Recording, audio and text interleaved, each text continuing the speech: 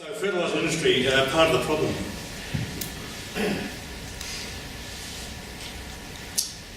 What? Us? Part of the problem? We bring in 1.6 million tonnes of nitrogen to apply to land in Australia every year, and about 400,000 tonnes of phosphorus, and then there's potassium and sulphur and calcium and zinc and other things. And as you heard from Cameron, that's a vital part of feeding the world. So about half of the food produced in the world is only able to be produced because we're adding this fertiliser. If you look at nutrient balance for phosphorus in Australia, if we recycled all the phosphorus that we can recycle, we would only have about 40% of our requirements, and that matches very neatly with the fact that we export 60% of our agricultural produce. So, the fertiliser industry is doing a damn good job of making our agriculture sustainable. And it's a big job. So 6.5 million tonnes of product are brought into the country at the right time when farmers need it. It's available in the storages in the right place, most of the time. So occasionally there's a slip up and everybody realises very quickly how important that fundamental task is.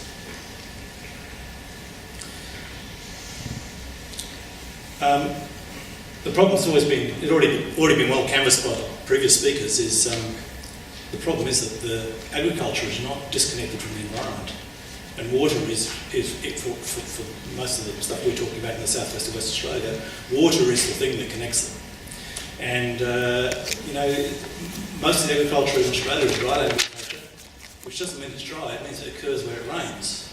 And so you have rain and you have the water going into rivers and drainage systems, and if it's carrying dissolved nutrients from agriculture, then you get a problem. So, look, fertiliser industry is part of the problem. The industry in Australia does not argue against that one bit. We fully accept it's a problem that we need to deal with.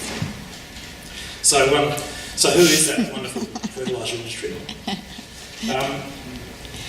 So Fertilizer Australia, going back 15 years ago, there was a manufacturers association called the Fertilizer Industry Federation of Australia, which had 7 members, which were the big manufacturing and bulk importing companies. And at that time, they thought this little chat club that we have has been all very nice. And in fact, it's an accident of history. It actually goes back to when the government used to control the import of phosphate. So the phosphate commissioners, and the industry got together to deal collectively with the phosphate commissioners. This gradually developed over time into the Fertiliser Manufacturers Association, then Fertiliser Industry Federation of Australia. But it was a little club of the manufacturers, and nobody outside the room even knew they existed. But they were all coming to the realisation that there were some issues that they had to deal with, and it was going to be much better to deal with them by acting collectively and by involving everybody else in the industry. And those two salient issues were quarantine, because if you get a grain of wheat in a cargo of fertiliser, your only option is to re-export it, because it's a high-risk pathway for establishing disease. So if you bring grain in and fertiliser, it's going to be taken to the country, it's going to be planted, the grain will grow. If it's got disease on it, it's got a pathway in. And the discovery of caramel bunt in the US in the late 1990s kicked off a whole huge, horrible issue for the industry, because there's problems. The ships actually carry grain, are the same ships that carry fertilisers. The rail system that carries grain is the same rail system that carries fertilisers, the wharfs, the cranes, everything. It's a horrible problem. We've done a really good job of fixing that by working with the government. The other one on every single company's list was environment. But the environment issues happen when the products are used. So it's not, there are some things to do with manufacturing, there are some things to do with transport. But by a huge majority, the problems that occur in the environment with fertilisers are when they're used.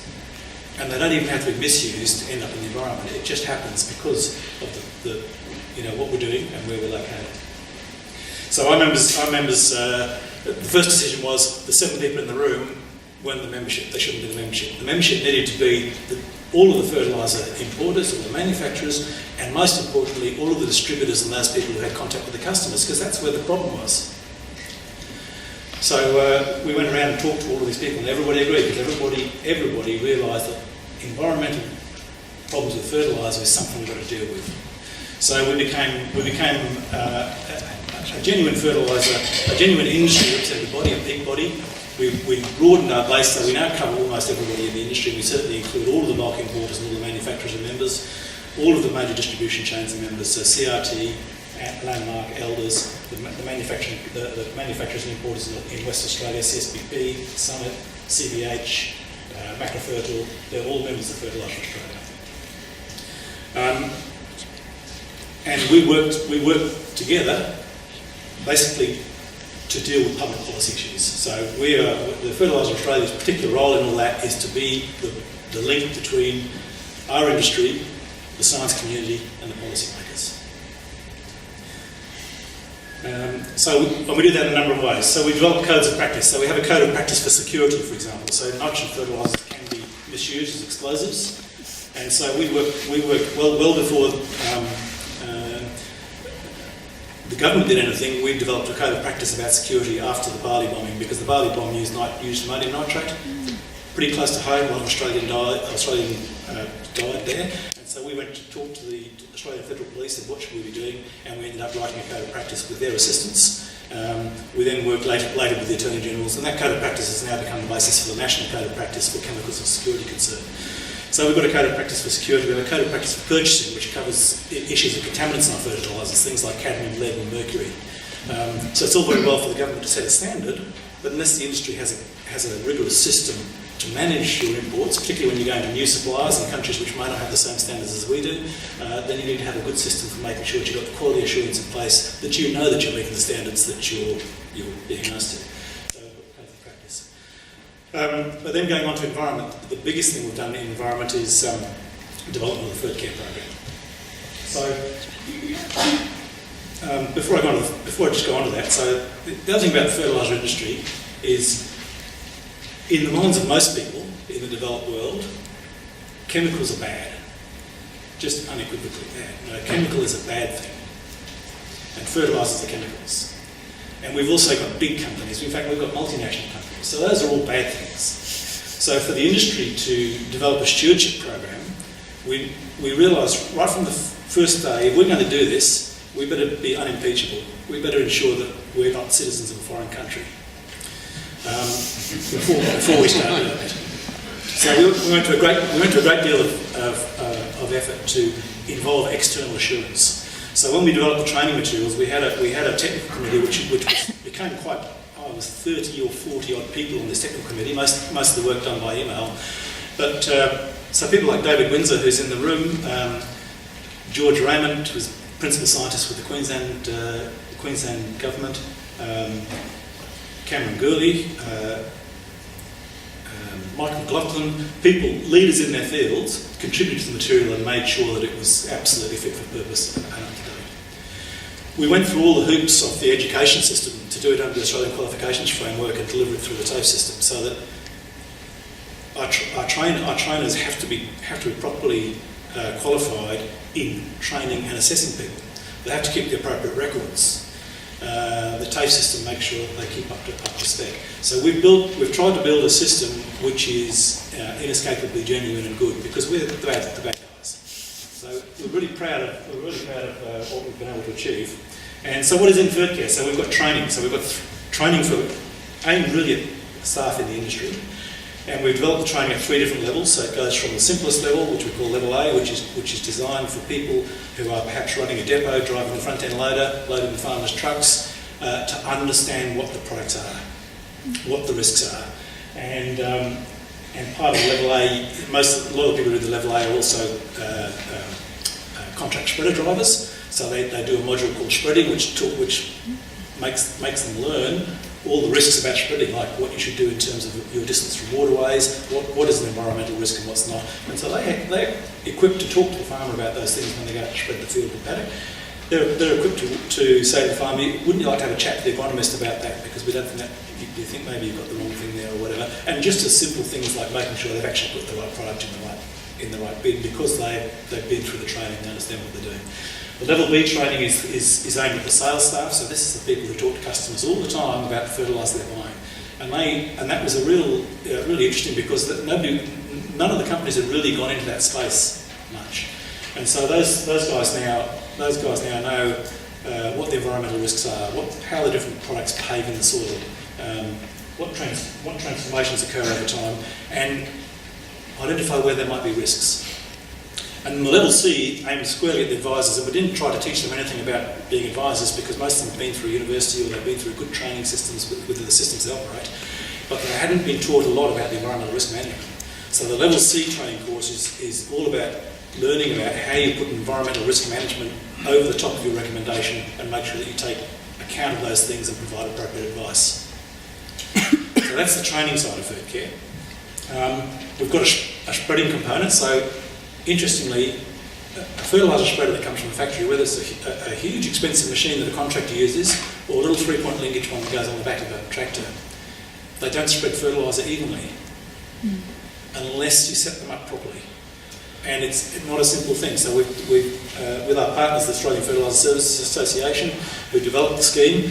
We've got a system which measures the uniformity of spread, and the people who do the measuring have also become very good at telling people how to adjust their machines so they get a good uniformity of spread.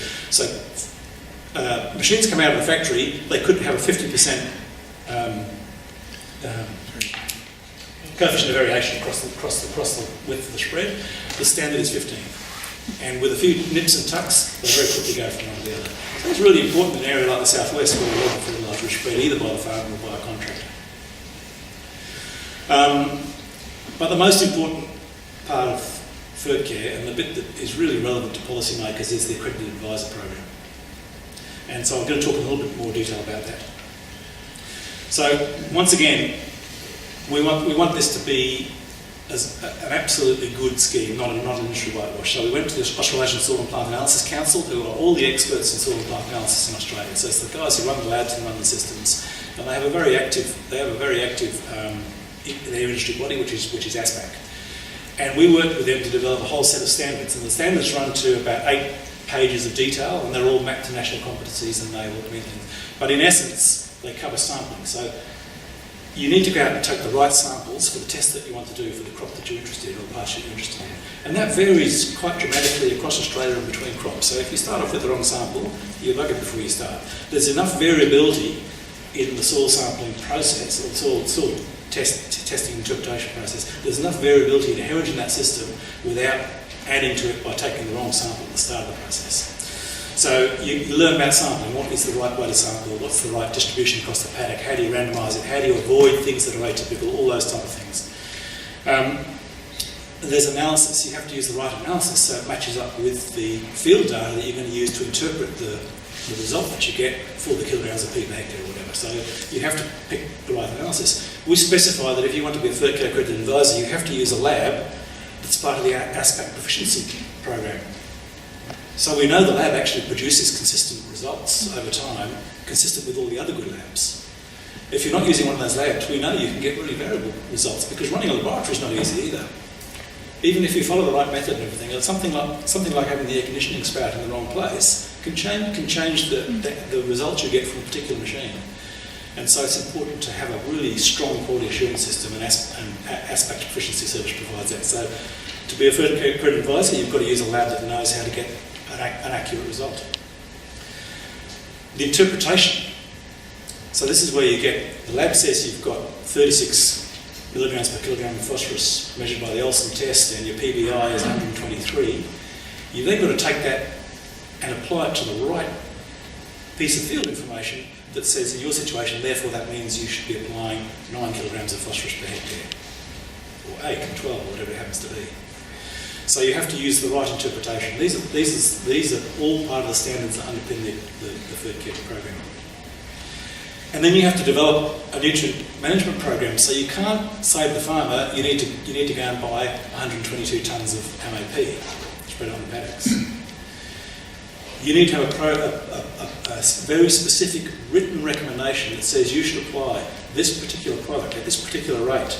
Apply it by this methodology, either broadcast or drilled next to the seed or 2 centimetres to the side of the seed or whatever, and at the right time. So some of it might be planting, some of it might be better top dress, might be better split, whatever. You must address all of those things because all of those things are important in the efficiency of use of the fertiliser and therefore in the risks of the environmental fate of the fertiliser. And that's the 4 R's that I was pleased to see Malcolm mentioned right at the start, so that was true.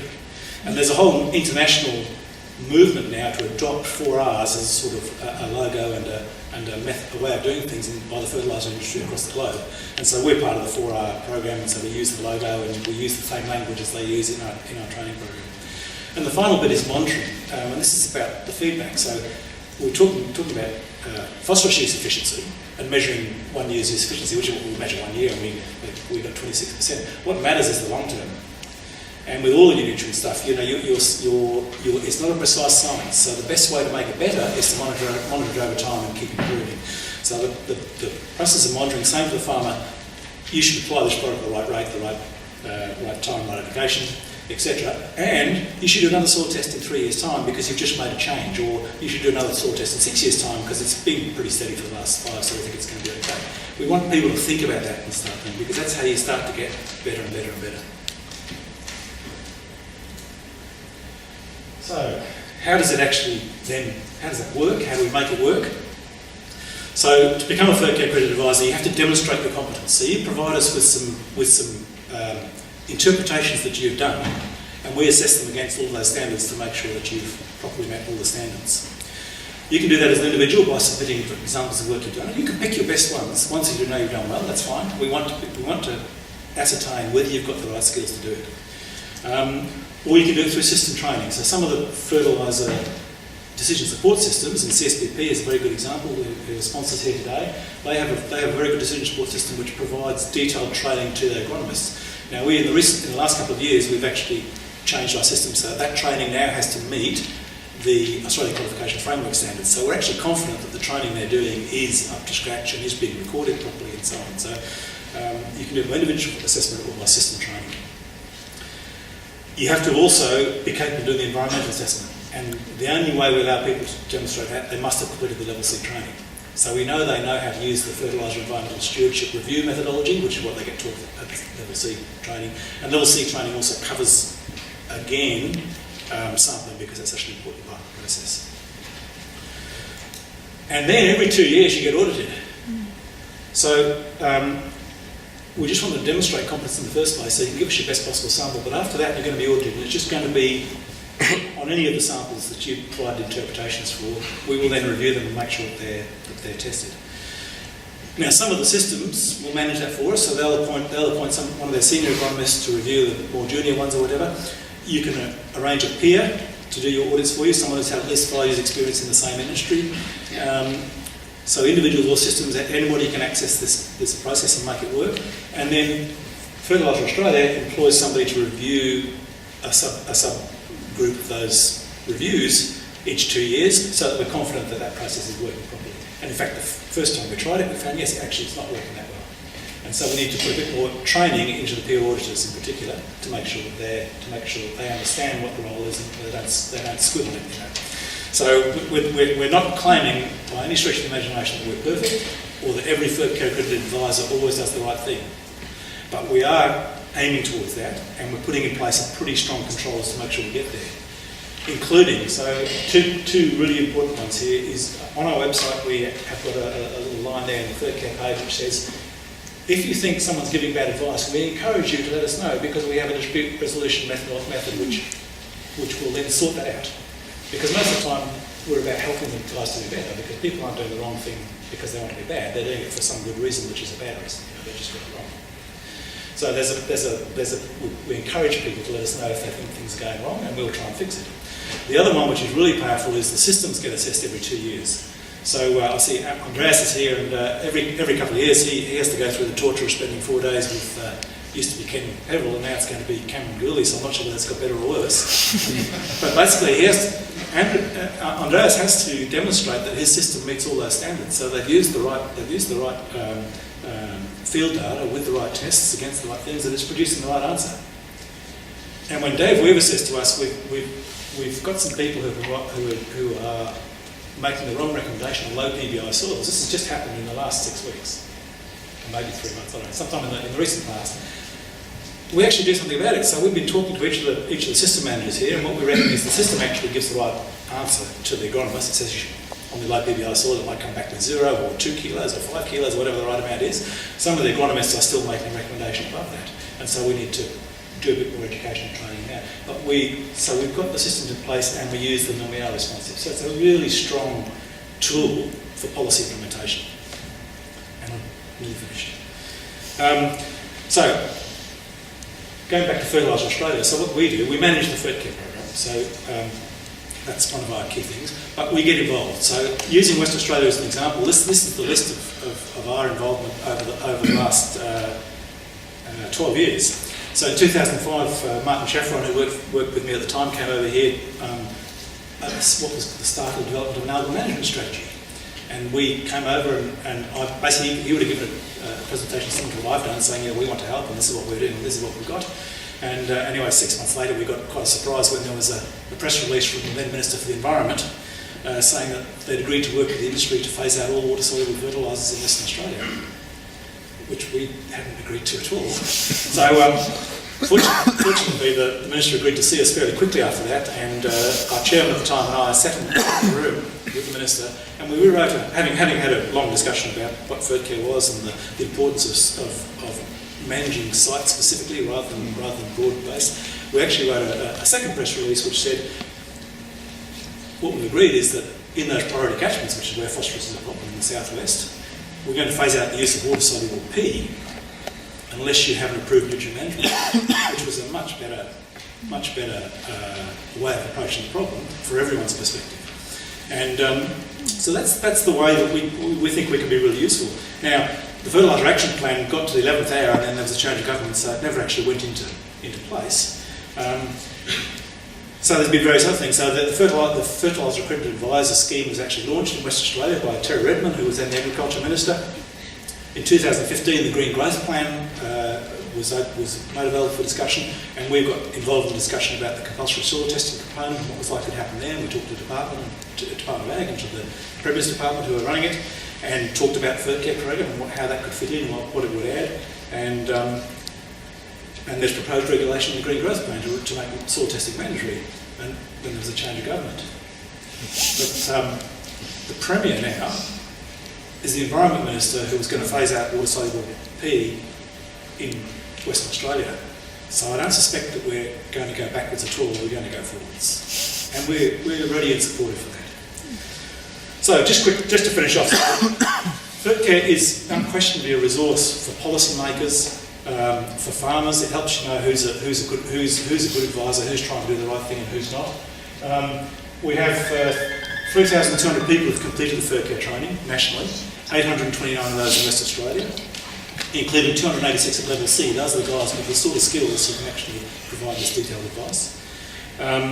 We have 251 accredited advisors at the moment, about 60 in WA, and that number is growing each week. So we think the target is something like 1,000. So if we get to 600, we'll be pretty happy. We think 250 is too small, but it's in the process of developing, so we're working hard on that. We have a database. Every single person who's been trained, we have their contact details, although sometimes they move and we lose contact as you do with big databases. But most of the people active in the industry who are talking to farmers about fertiliser, we have their contacts. And we're absolutely happy to use that to help bring the right people along to initiatives that a government agency might have to explain what they're doing so that the industry people understand as well, because they're talking to farmers all the time. So if they understand what you're trying to do and they're saying the same thing, that's fantastically strong in terms of making policy change happen. We've talked about system assessments and advisory audits. That's another way of... So if you want to change something, if you want to change the rules, if we get some new information about controlled release phosphorus and how fantastically well it works in low PBI soils, if someone does that research, we can change the system assessments tomorrow to say in future, in this situation, if you're not recommending that they use coated products, then that's not a valid recommendation from a Fertcare provider. So policy can be moved in quickly, as long as the science and opinion is acceptable of it. So it's just got to be done properly. So the other thing about the industry, the fertiliser companies are here for a long time. They have big sheds and big investments. They are intent on making sure their business is sustainable, which means their customers' businesses have to be sustainable. And that goes to everything from making sure we're not polluting the waterways, making sure we are on side with government, that the regulations are workable and so on. So we're here to be here for a long time. So this is a picture provided by CSBP. This is back in the days of the Fertilizer Action Plan, and one of the things we were looking at was evaluating again is there a product that we can use that will help with these low PBI soils where we're getting phosphorus removed in the water? And so they looked at products which had less water-soluble phosphorus, more citrate-soluble phosphorus. So this was one of the candidates called Optiphos, which then became Super SR. And what they demonstrated was, yes, in the right circumstances, it is just as productive as superphosphate. And it probably has less environmental risk. Now, we don't have the data to support the less environmental risk, just the principles. We expect that it would be less because it's becoming available more slowly. And if you go to CCPP's website today, Super SR is featured quite prominently, and there's plenty of information and promotion about it, and they're selling it in the southwest, and it's hopefully is contributing something to reducing the problem. So the industry can really be a partner in doing some significant things to help with environmental issues.